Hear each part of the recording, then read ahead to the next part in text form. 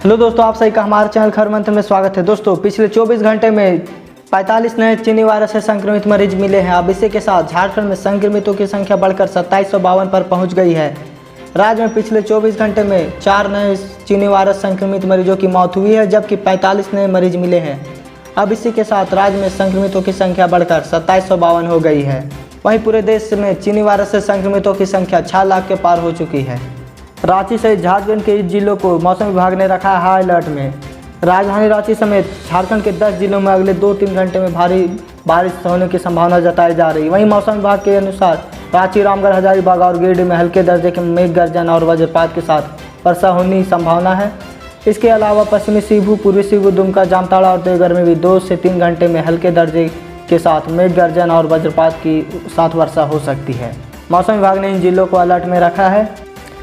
मंत्री को सीएम हेमंत सोरेन ने दिया जवाब, कहा डीवीसी अपनी हरकतों से बाज नहीं आता तो लेंगे कड़े फैसले।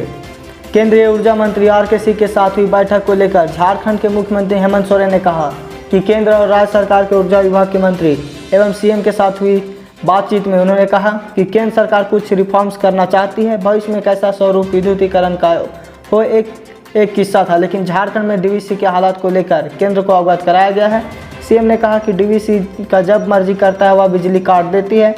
कोरोना संकट में ऊर्जा मंत्री के अवशासन के बाद भी राज्य में बिजली काटी गई है। इस हरकत से डीवीसी बाज नहीं आता तो राज्य सरकार की भविष्य में कड़े फैसले ले सकती है।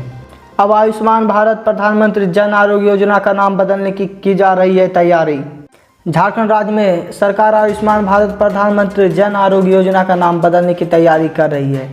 झारखंड में इस योजना के नाम की शुरुआत में मुख्यमंत्री या झारखंड के किसी महापुरुष अथवा शहीद का नाम जोड़ा जा सकता है। इसे लेकर विभिन्न स्तरों पर मंथन चल रहा है। इस पर आवश्यक तर्क देकर केंद्र सरकार से भी सहमति ली जा सकती है। आयुष्मान भारत योजना का नाम बदलने के पीछे तर्क दिया जा रहा है कि इस योजना में केंद्र से अधिक राशि राज्य सरकार वहन करती है, इसलिए इसमें झारखंड की भी पहचान होनी चाहिए। अन्य सभी केंद्रीय योजनाओं में 60% राशि केंद्र सरकार वहन करती है, जबकि आयुष्मान भारत योजना में ऐसा नहीं है। तो इस पर आपका क्या राय है? क्या आयुष्मान भारत प्रधानमंत्री योजना को बदलकर झारखंड के किसी महापुरुष का नाम होना चाहिए? आप अपना राय हमें कमेंट में ज़रूर बताएं। झारखंड बोर्ड की मैट्रिक का रिजल्ट 10 जुलाई को आने वाला है। झारखंड एकेडमिक काउंसिल 11वीं के रिजल्ट की घोषणा के बाद अब मैट्रिक और इंटर का रिजल्ट विद्यार्थियों को इंतजार है। जैक के अध्यक्ष अरविंद कुमार सिंह ने कहा कि जल्द ही मैट्रिक और इंटर के रिजल्ट भी जारी किए जाएंगे।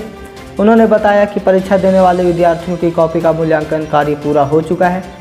जल्द ही रिजल्ट जारी किया जाएगा। मैट्रिक के अलावा इंटर, साइंस और कॉमर्स का रिजल्ट पहले जारी किए जाएंगे। इंटर के आर्ट्स का रिजल्ट बाद में जारी किया जाएगा। झारखंड एकेडमिक काउंसिल के चेयरमैन अरविंद कुमार सिंह ने कहा कि 10 जुलाई तक मैट्रिक और इंटर के रिजल्ट जारी किए जा सकते हैं। हालांकि उन्होंने कहा कि परीक्षा परिणाम जारी करने की तारीख अभी तय नहीं है। पीएम किसान योजना के तहत आप 2000 रुपये पा सकते हैं। बस आपको करना होगा यह छोटा सा काम। प्रधानमंत्री किसान सम्मान निधि योजना केंद्र सरकार की अत्यंत महत्वाकांक्षी योजना है। इस स्कीम के तहत केंद्र सरकार किसानों को हर साल 6000 रुपये की राशि ट्रांसफ़र करती है। इसका लक्ष्य किसानों को आमदनी बढ़ाने में बढ़ोतरी करना है। पीएम किसान से जुड़ी विभिन्न सेवाओं को ऑनलाइन उपलब्ध करा दिया है। अगर आप किसान और इस योजना के तहत खुद को रजिस्टर करना चाहते हैं तो आपको बता दें कि आप पीएम किसान वेबसाइट या ऐप के जरिए ऐसा कर सकते हैं। रजिस्टर करने के बाद हर 2000 रुपये की किस्त में 3 बार आने वाली है। उसके साथ ही साल में 6000 रुपये आपके खाते में आएंगे। फेसबुक की टक्कर वाला स्वदेशी सोशल मीडिया ऐप एलिमेंट्स हुआ लॉन्च। स्वदेशी social media app elements launch हो गया है। उपराष्ट्रपति वेंकैया नायडू ने आज इस ऐप लॉन्च किया है। वैसे तो यह एक काफ़ी पहले से गूगल प्ले स्टोर पर उपलब्ध था, लेकिन इसे आज व्यावसायिक तौर पर लॉन्च किया गया है। इस ऐप की खास बात यह है कि इसे सोशल मीडिया ऐप के तौर पर पेश किया गया है। इस ऐप के जरिए चैटिंग के साथ साथ ई-कॉमर्स सर्विसेज भी ली जा सकती है। यह ऐप गूगल प्ले स्टोर और एप्पल ऐप स्टोर दोनों पर उपलब्ध होगा। इस ऐप को आत्मनिर्भर भारत के तहत लॉन्च किया गया है। विदेशी ऐप के जरिए भारतीय यूजर्स के डाटा देश के बाहर जाने का खतरा रहता है। यही कारण है कि पिछले दिनों केंद्र सरकार ने टिकटॉक समेत 59 ऐप को बैन कर दिया है। तो आप इस स्वदेशी ऐप को बढ़ावा दें और इस ऐप को यूज करें। 15 अगस्त तक नहीं, दिसंबर तक आ सकती है चीनी वायरस की वैक्सीन। एम्स के डायरेक्टर ने दिया है बयान। AIIMS director doctor Randeep Guleria ने रविवार को इंडिया टीवी से खास बातचीत में कहा कि 15 अगस्त तक चीनी वायरस का वैक्सीन आना मुश्किल है, लेकिन सब कुछ ठीक रहा तो दिसंबर तक वैक्सीन आ सकती है। और अगर ऐसा लगा कि इसमें कुछ बदलाव करने की ज़रूरत है इम्यूनिटी सिस्टम को बढ़ाने की, तो अगले साल के शुरू में यह वैक्सीन आ सकती है। उन्होंने बताया कि वैक्सीन का देश के कई सेंटर पर 3 फेज़ में ह्यूमन ट्रायल होगा। अभी हमें देखना होगा कि इस वैक्सीन को ह्यूमन ट्रायल के दौरान कोई साइड इफ़ेक्ट तो नहीं हो रहा। अगर वैक्सीन इसमें सफल रही तो इसका मास प्रोडक्शन शुरू हो सकता है। सुशांत सिंह राजपूत सुसाइड केस में हुआ है बड़ा खुलासा। जी हाँ दोस्तों, सीबीआई जांच की मांग कर रही है बिहार के लोग। बॉलीवुड अभिनेता सुशांत सिंह राजपूत की मौत की सीबीआई जांच मांग को लेकर देश भर में लगातार आवाज़ बुलंद होती दिख रही है। इस क्रम में आज बिहार भर में जस्टिस फॉर सुशांत के बैनर तले इस मामले में सीबीआई जांच की मांग को लेकर व्यापक प्रदर्शन हुआ है।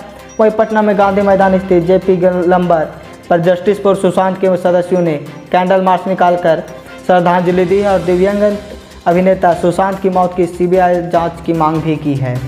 क्या सुशांत सिंह सुसाइड केस में सीबीआई की जांच होनी चाहिए? आपकी क्या राय है? आप कमेंट में हमें ज़रूर बताएं। विकास दुबे ने दीवार में चुनवा रखा था असला और बारूद, घर में मिला बंकर। कानपुर रेंज के आईजी मोहित अग्रवाल ने बताया कि विकास दुबे के घर में बंकर था जिसमें हथियार छुपा कर रखता था। आईजी ने कहा कि जिस तरह कहा जाता है कि लोग सामान दीवार में चुनवा कर रखते, कुछ उसी प्रकार विकास दुबे ने दीवारों में असला और बारूद रखा था। आईजी मोहित अग्रवाल ने कहा कि विकास दुबे के घर में भारी मात्रा में विस्फोटक बरामद किया गया है जिसकी विस्तृत जानकारी जल्द ही दी जाएगी। उन्होंने कहा कि मुठभेड़ के दौरान बदमाशों ने 200 से 300 फायर किए जिसके खोखे भी बरामद किए गए हैं। पुलिस के 5 हथियार विकास दुबे और उसके गुर्गे लूट गए थे जिसमें AK-47 के साथ इंसास राइफल और 3 पिस्टल शामिल है। इन 5 हथियारों में से एक पिस्टल पुलिस ने बरामद की है। फ्लिपकार्ट, पेटीएम, ओला और स्विगी सहित 3 भारतीय कंपनियों में लगा है चीन का पैसा। इसे भी बैन करने की हो रही है मांग।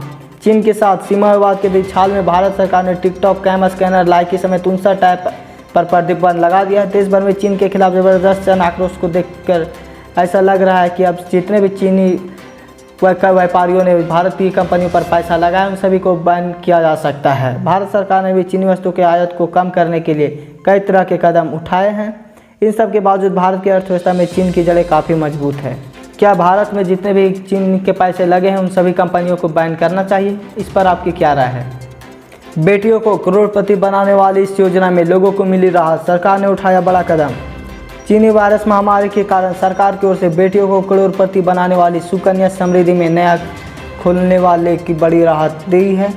सरकारी की इस योजना में खाता खोलने के पात्रता मानदंडों में छूट का ऐलान किया गया है। पोस्ट ऑफिस की नई गाइडलाइन के अनुसार सुकन्या समृद्धि योजना में अकाउंट 31 जुलाई 2020 को या उससे पहले उन पुत्रियों के नाम से खुलवाया जा सकता है जिसकी आयु 25 मार्च 2020 से 3 जून 2020 तक लॉकडाउन की अवधि के दौरान 10 वर्ष पूरी हुई है। इससे उन बेटियों के अभिभावकों को भी राहत मिलेगी जो चीनी वायरस लॉकडाउन की वजह से सुकन्या समृद्धि योजना में अकाउंट नहीं खुला सके थे। BCCI ने IPL को देश से बाहर कराने का दिया संकेत तो फैंस ने सोशल मीडिया में किया ट्रोल। चीनी वायरस महामारी के कारण इंडियन प्रीमियर लीग का 13वां संस्करण भारत से बाहर आयोजित किया जा सकता है और इसकी मेजबानी रेस में संयुक्त अरब अमीरात और श्रीलंका सबसे आगे है। इसको लेकर अंतिम फैसला जल्द होगा क्योंकि BCCI इस साल ऑस्ट्रेलिया से अक्टूबर-नवंबर में होने वाली T20 विश्व कप को लेकर आधिकारिक फैसला आने का इंतजार कर रही है।